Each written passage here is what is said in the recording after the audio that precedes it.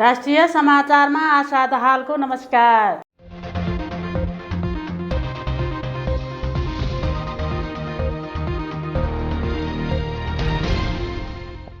राष्ट्रिय समाचार सुरु गरौं मुख्य खबरहरूबाट।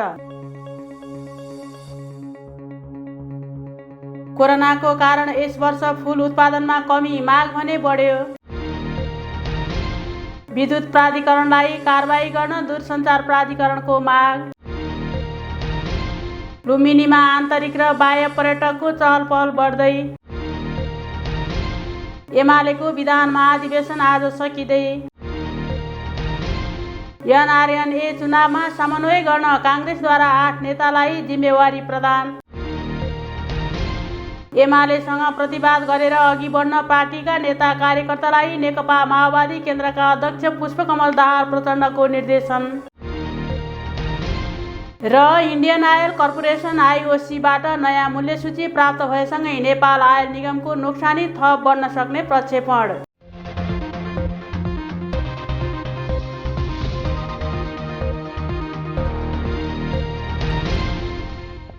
अब पालो विस्तृत राष्ट्रिय खबरको सुरुमा यो वर्ष फूल उत्पादनमा कमी आएको सम्बन्धी प्रसङ्ग। कोरोनाको कारण यस वर्ष फूल उत्पादनमा कमी आए पनि माग बढेको छ। कोरोना महामारीका कारण यस क्षेत्रका व्यवसायीले विगतका वर्षमा चाहिँ लगानी नगरेकाले फूल उत्पादनमा कमी आएको हो। फूल लगाउने समय फागुनदेखि साउनसम्म रहेको र उक्त समयमा कोरोनाको कारण व्यवसायीले लगानी गर्न सकेका थिएनन्, जसको असर फूल उत्पादनमा पनि देखिएको हो। माग बढी र उत्पादन कम भएपछि यस वर्ष तिहारको समयमा भारतबाट सयपत्री फूलको माला विगत वर्षको तुलनामा धेरै ल्याइने भएको छ। यस वर्ष विगत 2 वर्षको तुलनामा 15% बढी फूलको माग बढेको बताइएको छ। कोरोनाका कारण दैनिक रूपमा 1 करोड रुपैयाँको नोक्सान बेहोरिरहेको पुष्प व्यवसायीले अहिले दैनिक करिब 50 लाख रुपैयाँको कारोबार गर्न थालेका छन्।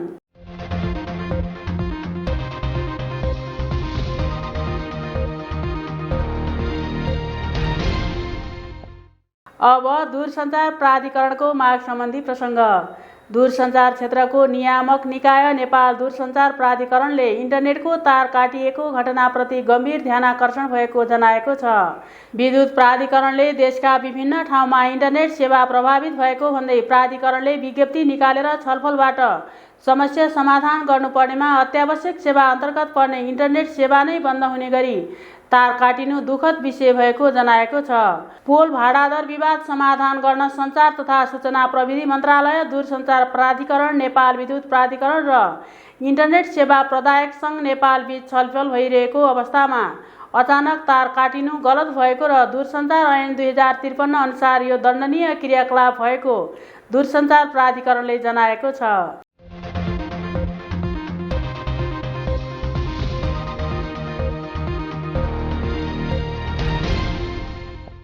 अब लुम्बिनीमा आन्तरिक र बाह्य पर्यटकको चहलपहल बढ्दै सम्बन्धी प्रसङ्ग। कोरोना संक्रमणको जोखिमसँगै बन्द भएका धार्मिक आस्थाका केन्द्रहरू बिस्तारै खुल्न थालेका छन्। बौद्ध मार्गीहरूको आस्था र श्रद्धाको केन्द्र रहेको लुम्बिनीमा आन्तरिक र बाह्य पर्यटकका बिस्तारै चहलपहल सुरु भएको हो। गएको साउनदेखि नै लुम्बिनी क्षेत्र खुला गरिए पनि नेपाल सरकारले अन अराइभल भिसा खुला नगरेको कारण नेपाल बाहिरका पर्यटक आउन सकेका थिएनन्। अहिले आन्तरिक पर्यटकको साथै विदेशी पर्यटक आउन थालेका छन्। नेपाल सरकारले तय गरेको स्वास्थ्य मापदण्ड पालना गराउने गरी भ्रमणमा आउनेको व्यवस्थापन गरिने बुझिएको छ। यस्तै कोरोना संक्रमण कम भएपछि नेपाल सरकारले निषेधाज्ञालाई कुकुलो बनाएर मठ मन्दिर खोल्ने क्रम सुरु भएको हो।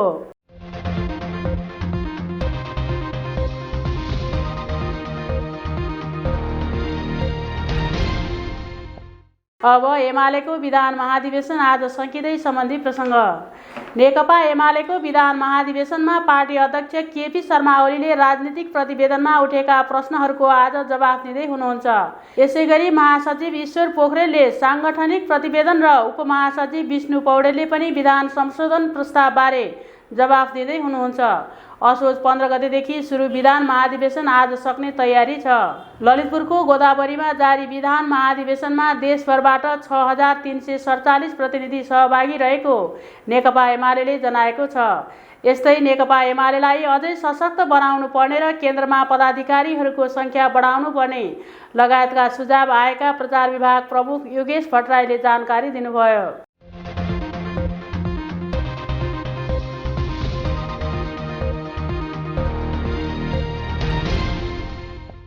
अब एनआरएनए चुनावमा समन्वय गर्न काङ्ग्रेसद्वारा 8 नेतालाई जिम्मेवारी दिएको सम्बन्धी प्रसङ्ग। गैर आवासीय नेपाली सङ्घ एनआरएनएको आसन्न 10औं महाधिवेशनमा लोकतान्त्रिक समूहलाई विजयी बनाउने भूमिका खेल्न भन्दै नेपाली काङ्ग्रेसले 8 नेतालाई जिम्मेवारी दिएको छ। काङ्ग्रेस केन्द्रीय कार्यालयका मुख्य सचिव कृष्णप्रसाद पौडेलले विदेश स्थित सबै जनसम्पर्क समितिका अध्यक्ष तथा संयोजकहरूलाई पठाएको पत्र अनुसार युरोप क्षेत्रमा सहमहामन्त्री डाक्टर प्रकाश चन्द्र महत र केन्द्रीय सदस्य गगन कुमार थापालाई जिम्मेवारी दिएको छ। त्यस्तै एसिया क्षेत्रमा केन्द्रीय सदस्य द्वय अर्जुन नरसिंह केसी र अर्जुन जोशी, अमेरिका क्षेत्रमा केन्द्रीय सदस्य डाक्टर मिनेन्द्र रिजाल र ओसियाना क्षेत्रमा केन्द्रीय सदस्य सुरेन्द्र पाण्डेलाई जिम्मेवारी दिएको छ। अफ्रिका, मध्यपूर्व क्षेत्र र जनसम्पर्क समितिमा भने पार्टी प्रवक्ता विश्वप्रकाश शर्मा र केन्द्रीय सदस्य गोविन्द भट्टराईलाई जिम्मेवारी दिएको छ। यस्तै एनआरएनएको 10औं महाधिवेशन यही अक्टोबर 23 देखि 25 मा हुँदैछ।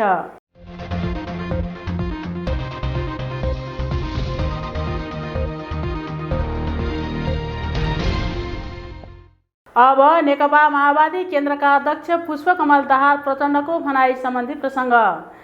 सत्ता साझेदार नेकपा माओवादी केन्द्रका अध्यक्ष पुष्पकमल दाहालले नेकपा एमालेसँग प्रतिवाद गरेर अघि बढ्न पार्टीका नेता कार्यकर्तालाई निर्देशन दिनुभएको छ। अध्यक्ष दाहालले एमाले नेता कार्यकर्तालाई जाली फटाहाको संज्ञा दिँदै उनीहरूको प्रतिवाद नगरी आगामी निर्वाचन जित्न नसकिने निष्कर्ष समेत सुनाउनुभयो। अबको 1.5 वर्ष एमाले गणतन्त्र विरोधी, संघीयता विरोधी रहेको भन्दै जनतामा जान पनि पार्टीका नेता कार्यकर्तालाई उहाँले सचेत गराउनु भएको हो। यस्तै अध्यक्ष दाहालले आफ्ना पार्टीका लडाकु कार्यकर्तामाथि एमाले आक्रमण गर्ने प्रयास गरिरहेको उल्लेख गर्दै त्यसो गरियो भने आफ्नो पार्टीले एमाले विरुद्ध देशभर प्रतिवाद गर्ने चेतावनी समेत दिनुभएको छ।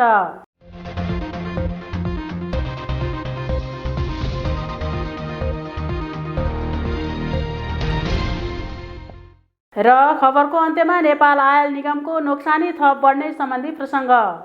इन्डियन आयल कर्पोरेसन आइओसीबाट नयाँ मूल्यसूची प्राप्त भएसँगै नेपाल आयल निगमको नोक्सानी थप बढ्ने देखिएको छ। अक्टोबर 1 मा आइओसीबाट प्राप्त मूल्यसूचीका आधारमा 15 दिनमा इन्धन बिक्रीबाट रु 1 अर्ब 50 करोड भन्दा बढी नोक्सान हुने निगमको प्रक्षेपण छ। आइओसीले पठाएको नयाँ मूल्य र नेपालभित्र लाग्ने कर तथा अन्य विभिन्न लागत जोड्दा निगमलाई प्रति लिटर पेट्रोलमा 139.18 रुपैयाँ, डिजेलमा 120.1 रुपैयाँ, मट्टीतेलमा 93.94 रुपैयाँ, आन्तरिक उडानमा प्रयोग हुने हवाई इन्धनमा 84.7 रुपैयाँ, बाह्य उडानमा प्रयोग हुने हवाई इन्धनमा 76.44 रुपैयाँ र खाना पकाउने एलपी ग्यासमा प्रति सिलिन्डर रु 1961.88 लागत पर्ने देखिएको छ।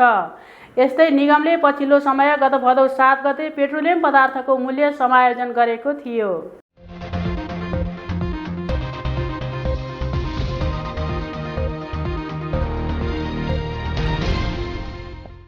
राष्ट्रिय समाचारको अन्त्यमा जाँदै मुख्य खबरहरू फेरि एकपटक। कोरोनाको कारण यस वर्ष फूल उत्पादनमा कमी, माग भने बढ्यो। विद्युत प्राधिकरणलाई कारबाही गर्न दूरसञ्चार प्राधिकरणको माग। लुम्बिनीमा आन्तरिक र बाह्य पर्यटकको चहल पहल बढ्दै। एमालेको विधान महाधिवेशन आज सकिँदै। एनआरएनए चुनावमा समन्वय गर्न काङ्ग्रेसद्वारा 8 नेतालाई जिम्मेवारी प्रदान। एमालेसँग प्रतिवाद गरेर अघि बढ्न पार्टीका नेता कार्यकर्तालाई नेकपा माओवादी केन्द्रका अध्यक्ष पुष्पकमल दाहाल प्रचण्डको निर्देशन। र इन्डियन आयल कर्पोरेसन आइओसीबाट नयाँ मूल्यसूची प्राप्त भएसँगै नेपाल आयल निगमको नोक्सानी थप बढ्न सक्ने प्रक्षेपण।